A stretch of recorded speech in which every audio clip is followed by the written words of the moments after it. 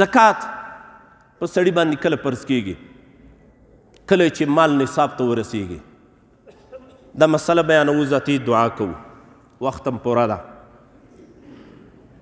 د سپینو زرو نصاب 2.5 تولې دی او د سرو زرو نصاب 1.5 تولې.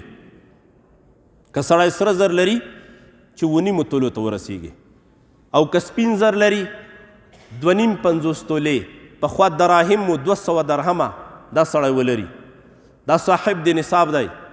د ده په دې سرمایه باندې چې کال تیر شي نو په ده باندې زکات واجب دی.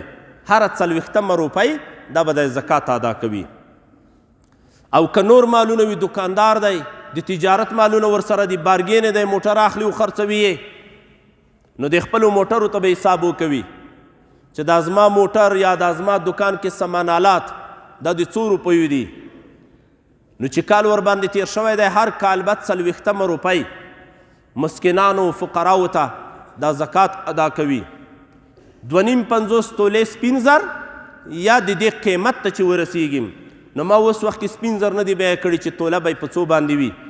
نو هغه چې سړی بیه کړي توله یې څو ده، نو بیا په 2.5 کې ضرب کې، نو مجموعه چې څو روپۍ راووتې، دومره نغدي پیسې یا سپین زر یا د دې د تجارت سامان دا چې له تا سره وي، په تا باندې زکات واجب ګرځېدلی دی. هره 40 افغانۍ به ته زکات ورکوي، او دغه زکات ورکول دا د مسکین حق دی. انما الصدقات للفقراء والمساکین. ټیم پوره دی کنی په دې موضوع کې مې وضاحت ډیر کاوه. لنډه معنا ده هغه کس چې دومره سرمایه نه لري چې د ده مال ټول راټول کړي او نصاب ته ورسیږي، دا کس مسکین دی، ته دې ته زکات ورکولی شي. کوشش دا وکوئ چې زکات د خپل کلي نه شروع کوئ، د خپلو خپلوانو نه شروع کوئ. په خپلوانو کې د مسکین موجود دی، بیچاره پکې موجود دی، نو دې ته زکات ورکم. وګوره په د خپل کلي کې دی، ګاونډ کې دی، وګوره یو چا د یوه کس حالات درته بیان کړل چې د سختو لوږو سره مخ دی، د کالیو وس نه لري، د ژمي بندوبست نه لري.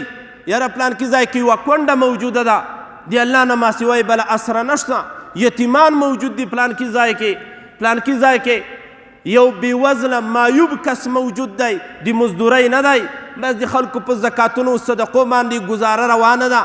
نو دا ځان ته معلوم کا او ښه داسې اندازه کومک ورسره وکوه د خپل زکات نه چې الله عز وجل د هغه مسکنت ورباندې جبیره وګرځوي. مدرسه کې طالب العلمان موجود دي، دې سره کومک کولی شئ.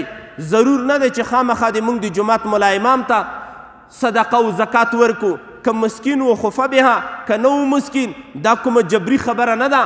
نه دا چې دا به خامخا د ملا حق وي، خامخا به موږ دا زکات ملا ته ورکوو، کنی زکات هم نه کیږي. دا یو غلط مشهور دی. پخوا زمانه کې به چې په سړي باندې زکات یا عشر لازمېده، نو دا بس داسې وه لکه جبري غوندې چې ملا د کلي ته یې ورنه کړي، نو ته به وایي چې زکات دې نه کیږي. نه داسې نه ده، دا د مسکین حق دی. تاسې وګورئ قرآن کریم کې ملا الله نه ذکر کوي، الله دا وایي انما الصدقات للفقراء والمساکین. اته قسمه مسالې په دې کې یو ځای کې هم د ملا نوم نه اخلي چې خامخا به دا ته ملا ته ورکوي. البته همدغه ملا که مسکین و نو مسکین ته بیا ورکولی شي، هېڅ مشکل په دې کې نشته. الله عز وجل دې موږ او تاسو ته توفیق را په برخه کړي چې په سمه توګه باندې موږ د خپل زکاتونه ادا وګرځوو. دعا وکوئ. الحمد لله رب العالمین والعاقبة للمتقین والصلاة والسلام على رسول الله على رسوله خیر خلقه محمد وعلى آله واصحابه اجمعین. ای الله ستا رضا نصیب کې، ای الله مغفرت دې ګناه راته وکړي، ای الله د اسلام دا ستره فریضه رب کریمه په سمه توګه یې موږ ته د ادا کولو توفیق را په برخه کې. الهو العالمین د مساکینو، فقراو، د مظلومو بیچاره مسلمانانو لاسنیوی خدای موږ ته نصیب کې.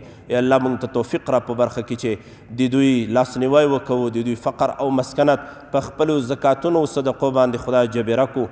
صلی الله تعالی علی رسوله خیر خلقه محمد وعلى آله.